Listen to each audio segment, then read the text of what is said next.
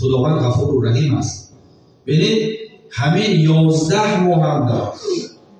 گرچه که ما شما نفس و تابع نفس ما گفته چی کارهایی نمیکنیم، فریب ها میکنیم و این خیانت ها میکنیم، لیکن همین یک ماه مبارک رمضان ماه شما چون کند تازه میکند از همین گناه. البته خوش مبارک بادی ماه مبارک رمضان بر آن شخصانی که همین ماه مبارک رمضان را قدر میکنند، یعنی که آمدش به خرسند میشن همین ماه مبارک رمضان، یعنی تمام عبادت هایش جان و دلشان که اجرا میکنند. یگان بها مشقت و یگان قینیگری نمیشه بها، زیرا که بها عاشق خداوند هستند، دوست خداوند هستند، بهای خداوند مهربان هدایت کرده است. از برای خداوند مهربان حدیث قدسی در بیان میکند که الصوم لی و انا اجزی به، این گفت روزه از برای من است، این مزد روزه گفت خداوند من خودم میتیم. ببینید دیگر عبادت های هم هست، نماز هست، مثال زکات هست، دیگر بگوییم خیرات و احسان ها، دیگر همه عبادت های خداوند خودش به نسبت نداد، لیکن برای چی خداوند مهربان همین روزه برای خودش نسبت داد؟ برای اون که این روزه سر است، این عبادت آشکارا نیست.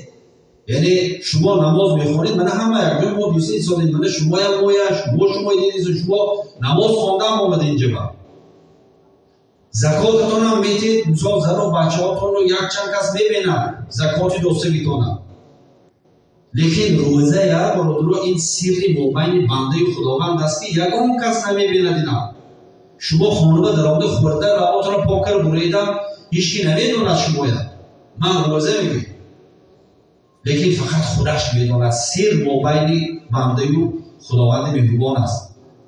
از برای همین این روزه یعنی سر مبین بنده ها و مبین خداوند که هست، خداوند میگه که یعنی این روزه از برای من است و ثواب و ثمره این روزه من خودم میدم. از برای همین لکل شیء زکات و زکات الجسم زکات البدن از صوم گفته. پیغمبر علیه السلام میفرمایند که از برای هر یک چیز زکات خودش هست، لیکن همین جسم ما شما زکاتش چی بوده است؟ این روزه داشتن بوده است. گرچند که همه دکتران دنیا امروز تصدیق میکنند که این روزه از برای جسم انسان خیلی منفعت بزرگ دارد. برای چی؟ برای اون که ما 11 ماه بپرهیزانه و همه وقت سیر هستیم. اکنون محترم مجلس همین یک ماه ما شما چکار کنیم؟ یعنی خدا مایه، یعنی برای سلامتی خدا ما. البته کسی که امر پروردگار گفته این قبول دارد، یعنی خرسند است، یعنی امر پروردگار آمده است، روزه‌داری آمده است، ماه مبارک رمضان آمده است، قبول میکند، خداوند به جسدش از آتش دوزخ حرام میگرداند.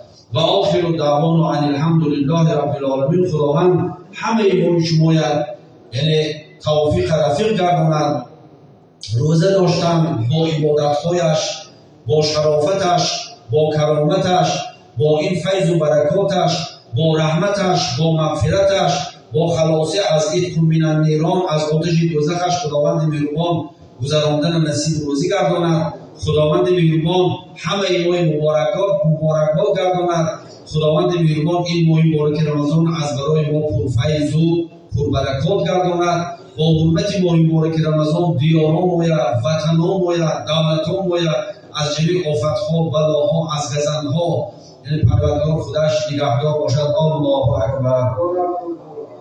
محترم اهل جماعت، یک اعلام بوده است تشکیلات جمعیتی استفاده برندگان آب سامانیان اسفره از همه استفاده برندگان آب پاریزی محله های بیناکار 11 12 13 و خواجگی های دهقانی موضع سامانه احترامانه خواهش می‌کنند که تا سنه دهم نوسیه شرطنامه استفاده آب پاریزی موسمی آبیاری سال 2025 را بسته و مبلغ خواهش را سپارند.